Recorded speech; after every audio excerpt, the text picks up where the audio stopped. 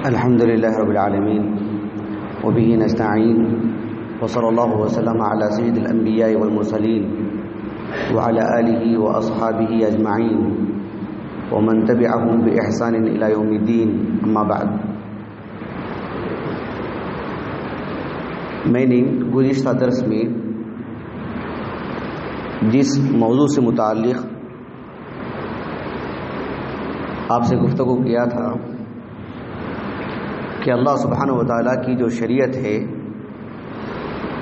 اللہ تعالیٰ کی کتاب قرآن مجید، آپ علیہ الصلاۃ والسلام کی جو تعلیمات ہیں، اس کو جتنے شعور سے ہم پڑھیں گے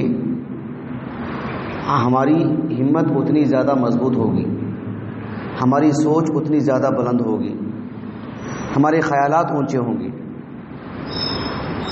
ایک حدیث مبارکہ کی روشنی میں نے کہا تھا کہ ان اللہ یحب معالی الامور واشرافها ویکرہ سفاسفها. اس حدیث سے متعلق گفتگو ہو چکی ہے. خلاصہ کلام یہ کہ ہر باب میں، ہر میدان میں، ہر معاملے میں اسلام ہماری رہنمائی کرتا ہے، اور سب سے اچھے انداز سے. سطحیت نامی کوئی چیز ہے ہی نہیں. اس کی کچھ مظاہر میں آپ کے سامنے رکھوں گا. چونکہ میں اور آپ اللہ سبحانہ و تعالیٰ کی شریعت پڑھنے پڑھانے میں لگے ہیں، اسی سے متعلق آپ کے سامنے آج ایک بات رکھوں گا کہ شریعت کو پڑھنے سے متعلق ہمارے اندر کتنا شعور ہونا چاہیے، اور شریعت تعلیم کے باب میں، یعنی تعلیم حاصل کرنے کے باب میں ہماری سوچ کیسے بناتی ہے. آپ دیکھو، حسد ایک ایسی چیز ہے جس کو غلط کہنے کے لیے ایک مسلمان ہونا ہے کیا، عام انسان بھی کہتا ہے. دنیا کا کوئی بھی شخص ہو اس کو غلط ہی قرار دیتا ہے کہ حسد نہیں کرنا چاہیے، یہ دل کا میل ہے. سب کہتے ہیں. شریعت کی رہنمائی دیکھی کیسی ہے. ایک حدیث آتی ہے صحیحین کی، متفق علیہ حدیث ہے، صحیح بخاری میں کتاب العلم اور صحیح مسلم میں کتاب صلاۃ المسافرین. ایک تابعی ہے، کبار تابعین میں شمار ہوتا ہے، ان کا مخضرم ہے قیس ابن ابی حازم رحمہ اللہ. 90 ہجری کے آس پاس آپ کا انتقال ہوا. بہت بڑے عالم دین، کتب ستہ کی سبھی کتابوں میں آپ کی مرویات ملتی ہیں. وہ یمنی تھے، اللہ کے رسول علیہ الصلوۃ والسلام پر ایمان لائے. وہ آ رہے تھے مدینے کو، اور راستے ہی میں ان کو خبر مل گئی کہ اللہ کے رسول وفات پا چکے ہیں صلی اللہ علیہ وسلم. جب مدینے کو آئے تو ابو بکر صدیق رضی اللہ عنہ کی بیعت ہو چکی تھی.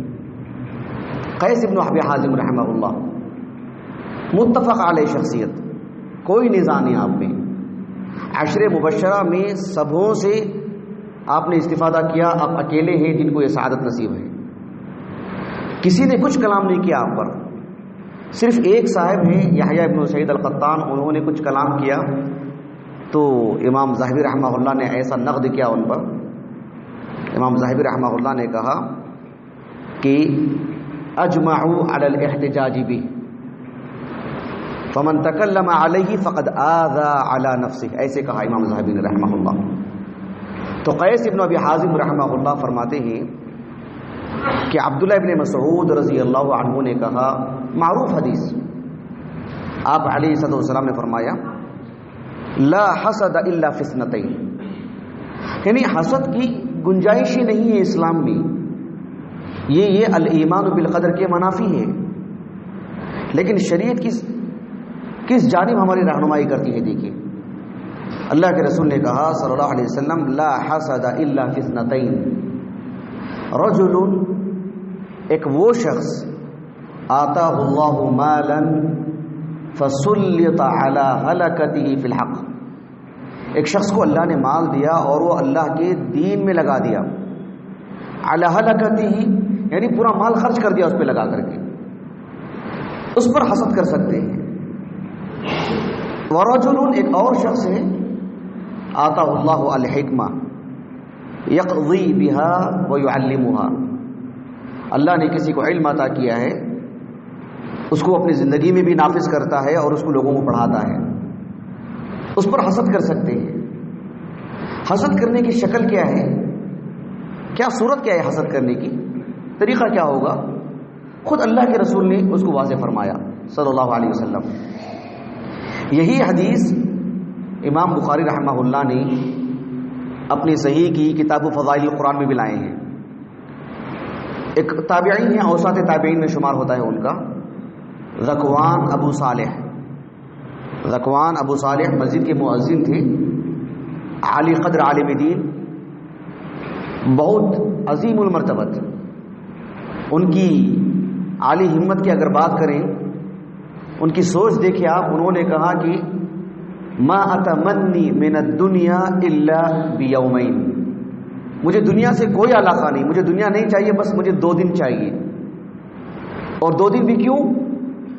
اجالس بہما ابا ہریرہ، ان 2 دنوں میں بس میں ابو ہریرہ کی صحبت مجھے مل جائے، مجھے اور کچھ نہیں چاہیے دنیا میں. اور اللہ نے آپ کو ابو ہریرہ سے اتنا جوڑ کے رکھا، اتنا جوڑ کے رکھا. انہوں نے کہا کہ ابو ہریرہ کے نام پہ کوئی بھی حدیث بیان کرے تو میں کہہ دے سکتا ہوں کہ اصادق هو ام کاذب، وہ ابو ہریرہ کے نام پہ جھوٹ بول رہا ہے کہ سچ بول رہا ہے.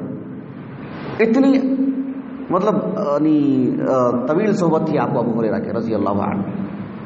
وہ کہتے ہیں کہ ابو ہریرہ رضی اللہ عنہ نے کہا، آپ علیہ الصلوۃ والسلام نے فرمایا کہ حسد کا طریقہ یہ ہے کہ وہ یہ کہے کہ لیتنی اوتیت مثل ما اوتی فلان، اس کو جو مال ملا ہے، اس کو جو علم ملا ہے، کاش مجھے بھی مل جاتا. تو میں کیا کرتا؟ عملت مثل ما يعمل، جیسے اس نے کیا ویسے میں بھی کروں گا.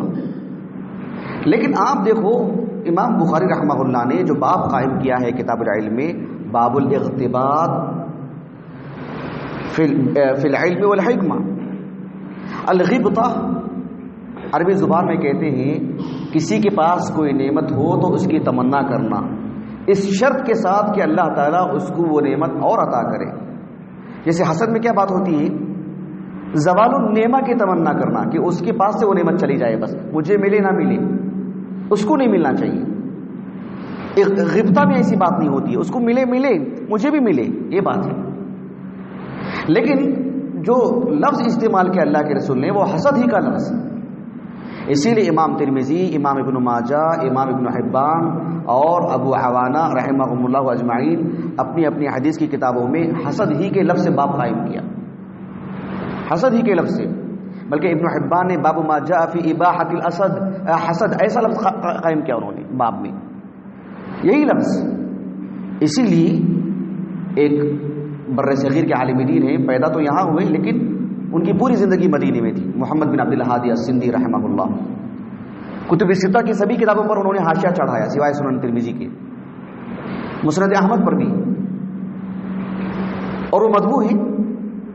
اس میں انہوں نے لکھا کہ وَأَنَّهُ یعنی وَأَنَّ الْحَسَدَ لَا يَنبَغِي ذَلِكَ إِلَّا فِي مَعَالِي الْأُمُورِ، صرف اعلیٰ مقاصد کے لیے ہی حسد جائز ہے اسلام میں، اس طرح کے اعلیٰ مقاصد کے لیے. یعنی حسد ایک کمتر چیز ہے، کوئی بھی پسند نہیں کرتا اس کو، کسی بھی معاشرے میں گنجائش نہیں.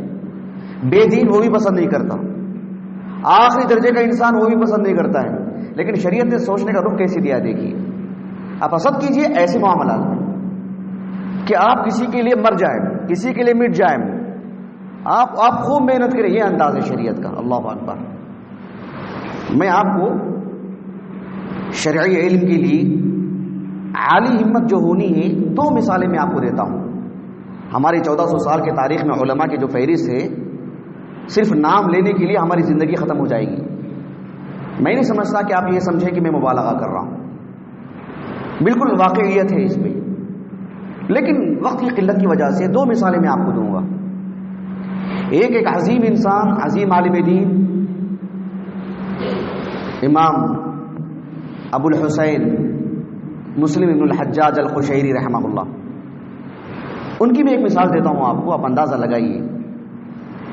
امام مسلم رحمہ اللہ نے عبداللہ ابن یحییٰ ابن ابی کثیر کی طریق سے ایک قول نقل کیا. انہوں نے عبداللہ ابن یحییٰ ابن ابی کثیر اپنے والد سے یہ قول نقل کرتے ہیں، ان کے والد ہی کا قول ہے وہ یحییٰ ابن ابی کثیر۔ ابو کثیر ان کے والد کی کنیت تھی، مدینے کے علماء میں سے ہیں، بہت عظیم عالم دین۔ ان کے بارے میں ان کے معاصر ایوب السختیانی رحمہ اللہ، ان کے معاصر ہیں، اقران، البتہ وہ تھے بصرہ کے، انہوں نے کہا کہ ما بقی علی وجہ الارض مثلہ، کائنات میں ان کی طرح فی الحال کوئی باقی نہیں ہے۔ یہ بہت بڑی شہادت ہے، یہ ایک معاصر کی۔ یحییٰ ابن ابی کثیر رحمہ اللہ وہ کہتے ہیں لا یستطاع العلم براحت الجسم، یعنی انسان اپنے جسم کو راحت پہنچا کر کے علم حاصل نہیں کر سکتا، عام علم بھی نہیں حاصل کر سکتا، خصوصی طور پر شریعت کا علم۔ اس کے لیے تو ایک آدمی اپنے جسم کو راحت دے، تناسانی کا شکار ہو جائے، راحت اسے عزیز ہو اور وہ علامہ البانی بن جائے، کیسے ہو سکتا ہے؟ ناممکن سی بات ہے۔ ان کا یہ قول ہے۔ اب دلچسپ بات کیا ہے وہ دیکھیے، ان کے اس قول کو امام ابو الحسین مسلم رحمہ اللہ اپنی الصحیح میں لے کر آئے ہیں۔ اہل علم نے کہا، امام نووی رحمہ اللہ نے شرح کرتے ہوئے، ان کا قول نہیں ہے، انہوں نے قاضی عیاض کا قول نقل کیا ہے رحمہ اللہ۔ قاضی عیاض کے بہت ہی خوش چیز ہیں وہ۔ قاضی عیاض رحمہ اللہ فرماتے ہیں کہ ایک تو یہ رسول اللہ کا قول نہیں ہے صلی اللہ علیہ وسلم، یحییٰ ابن ابی کثیر کا قول ہے جن کا انتقال 132 ہجری ہے۔ امام مسلم نے اپنی الصحیح میں صغار تابعین میں سے ہی وہ ان کا قول کیوں نقل کیا؟ وہ تو حدیث کی کتاب ہے نا، نبی کا قول ہونا چاہیے تھا، ان کا قول کیوں نقل کیا؟ ایک تو یہ بات۔ دوسری بات یہ ہے کہ امام مسلم رحمہ اللہ نے یحییٰ ابن ابی کثیر رحمہ اللہ کے اس قول کو اپنی صحیح مسلم کی کتاب المساجد و مواضع الصلاۃ اس میں لے کر کے آئے ہیں، اور باب قائم کیا ہے باب اوقات الصلوات الخمس، 5 وقتہ نمازوں کے جو اوقات ہیں اس کو بیان کرنے کے لیے جو احادیث لائے ہیں، انہیں احادیث کے دوران اس قول کو نقل کیا امام مسلم نے رحمہ اللہ۔ قاضی عیاض رحمہ اللہ نے کہا اس کی وجہ یہ ہے جس کو امام نووی رحمہ اللہ نے اپنے المنہاج میں نقل کیا ہے۔ وجہ یہ بتلائی ہے کہ امام مسلم رحمہ اللہ نے اس باب کے تحت کہ باب اوقات الصلوات الخمس، باب بیان اوقات الصلوات الخمس، اس کے تحت امام مسلم رحمہ اللہ نے 10 سے زائد حدیثیں لے کر آئے ہیں، ابو مسعود البدری سے، ام المؤمنین عائشہ سے، اور تیسرے نمبر پر عبداللہ بن عمرو بن عاص سے، اور ان سے سب سے زیادہ حدیثیں لائے ہیں۔ امام مسلم رحمہ اللہ کی الصحیح کو جس نے بھی پڑھا ہے وہ جانتے ہیں یا نہ بھی پڑھے ہوں، اگر کہیں مطالعہ کیے ہوں تو ان کے علم میں بات ہوگی کہ امام مسلم رحمہ اللہ کی الصحیح کو اس میں جو جمع الطرق والی بات ہے، جودت السیاق والی جو بات ہے، الفاظ کی ادائیگی میں جو محافظت امام مسلم نے روا رکھی ہے، ان خصائص کے پیش نظر کچھ اہل علم نے صحیح مسلم کی افضلیت کو ثابت کیا۔ امام مسلم رحمہ اللہ نے نماز کے جو 5 وقتہ اوقات ہیں ان کو اتنی باریک بینی سے عبداللہ بن عمرو بن عاص رضی اللہ عنہ سے مروی سارے طرق اتنی لطافت سے جمع کیا۔ ظاہر بات ہے وہ 1 گھنٹے کا کام نہیں تھا، اس کے لیے آپ نے کتنے انہماک سے کام کیا ہوگا، کتنا وقت لگایا ہوگا، کتنا سوچا ہوگا آپ نے اتنی باریک بینی سے کام کرنے کے بعد دوران کوئی مناسبت نہیں تھی، بس آپ نے لکھ دیا کہ یحییٰ ابن ابی کثیر رحمہ اللہ نے کہا، اپنی سند سے انہوں نے نقل کیا کہ لا یستطاع العلم براحت الجسم، کہ میں نے اتنی باریکی کے ساتھ جو ان احادیث کو ترتیب جو میں نے دیا ہے یہ ایسے ہی بیٹھنے سے نہیں ہوگا، اس کے لیے محنت کرنا ہوگا، اس کے لیے دماغ لگانا ہوگا، اس کی دل کی حاضری ضروری ہے، تب جا کر یہ باتیں آتی ہیں۔ اس ضمن میں آپ نے یہ بات نقل کر دی، اللہ اکبر۔ امام مسلم رحمہ اللہ اس دوران آپ نے طلبہ کو نصیحت کر رہے ہیں گویا کہ، ورنہ کوئی ظاہری طور پر کوئی علاقہ نہیں اس اثر کا، اس قول کا، نہ صحیح مسلم میں، نہ کتاب المساجد میں. اس دوران میں آپ نے لا کر کے بس اس بات کی تنبیہ کر دی. امام مسلم ہے. سبحان اللہ، ہم کیا بول سکتے ہیں تھوڑے سے وقت میں. یہ تو ایک بات رہی امام مسلم سے متعلق رحمہ اللہ. امام مسلم رحمہ اللہ یہ بھی کہنا چاہتے ہیں کہ کسی موضوع سے متعلق 2 آیتیں 2 حدیثیں جمع کر کے آپ تھک نہ جائیں اور یہ نہ سمجھیں کہ اس موضوع سے متعلق اتنی ہی باتیں ہیں. محنت کیجیے، النحلہ بنی، شہد کی مکھی بنی، خوب وقت لگائیے، دور تک جائیے، کتابیں اٹھائیے، ورقگردانی کیجیے. ایک مسئلے کے لیے آپ دیکھیے اس سے متعلق کیا کچھ ہو سکتا ہے، سب جمع کیجیے. اس کے لیے بہت وقت لگے گا، پھر آپ کو راحت ملے گی. ورنہ آپ ظاہری طور پر کوئی آیت پڑھ لیے، کوئی حدیث پڑھ لیے، اس سے پوری بات ہو جائے گی، ایسے نہیں ہوگا. لا یستطاع العلم براحت الجسم. ایک دوسری مثال ہماری 1400 سال کی تاریخ کے عظیم المرتبہ علماء میں سے شمس الدین ابو عبداللہ محمد ابن احمد الذہبی رحمہ اللہ. میں کیا بتلاؤں آپ کے بارے میں. امام ذہبی رحمہ اللہ کے بارے میں بس ایک بات بتلا دیتا ہوں میں آپ کو. 8ویں صدی ہجری کے ہیں آپ، 748 ہجری سن وفات ہے. ان کی کتابیں ہم دیکھتے ہیں اور اتنا عظیم قد ہے ان کا کہ ہماری سر کی ٹوپیاں گر جاتی ہیں ان کو دیکھتے ہوئے. کائنات کی عظیم شخصیتوں میں سے ایک امام ذہبی رحمہ اللہ. رجال میں جو درک تھا آپ کو بہت کم لوگوں کو نصیب ہے. امام ذہبی رحمہ اللہ نے کیا نہیں کیا بتلائیے، کیا نہیں لکھا آپ نے، کس موضوع پہ نہیں لکھا. 1 درجن کے قریب تو کتابیں ان کی میرے پاس ہیں، آپ دیکھ سکتے ہیں. اتنی عظیم شخصیت. امام ذہبی رحمہ اللہ کے بارے میں جو بات بتانے جا رہا ہوں میں وہ یہ کہ سیر و اعلام النبلاء میں انہوں نے امام اہل سنہ احمد بن حنبل رحمہ اللہ کے جو لائق فرزند ہیں عبداللہ، وہ خود ایک عظیم امام، 291 ہجری سے وفات ہے ان کا یا 292 ہجری. امام احمد بن حنبل رحمہ اللہ کے فرزند کی جو انہوں نے سیرت لکھی ہے سیر و اعلام النبلاء میں. اب جانتے ہیں مسند احمد بن حنبل امام احمد کی، اس پر کئی علماء نے شروع دن سے کام کیا، ان کے فرزند نے بھی کام کیا اس پر، ان کے زوائد ہیں اس پر.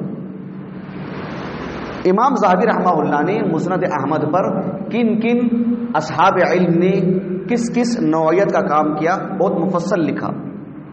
ابن عساکر نے کیا کیا، ابن الجوزی نے کیا کیا، دیگر اصحاب علم نے کیا کیا، وہ سب لکھا آپ نے. لیکن امام ذہبی رحمہ اللہ کا دل ٹھنڈا نہیں ہوا.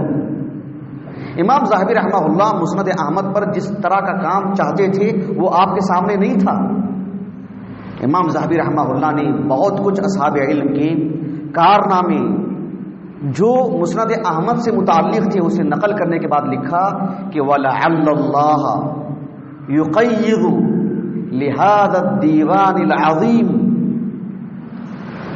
اللہ تعالیٰ سے قوی امید ہے کہ اللہ سبحانہ و تعالیٰ ایسے اصحاب علم کو پیدا کرے گا جو اس عظیم دیوان دواوین السنہ میں سے اس عظیم کتاب کے لیے کام کریں گے. کیسے کیسے کام؟ کہا کہ من یرتبہ ویہذبہ ویصلح تصحف ویصلح ما تصحف ویحذف ما تکرر فیہ. مختلف کام. اس کو اچھے سے ترتیب دیں مسند احمد کو، اس کی تہذیب کریں، مکرر روایات کو نکالیں، اس میں جو تصحیف ہو چکی ہے اس کی اصلاح کریں، اس کے منکر روایات کا وہن بیان کریں.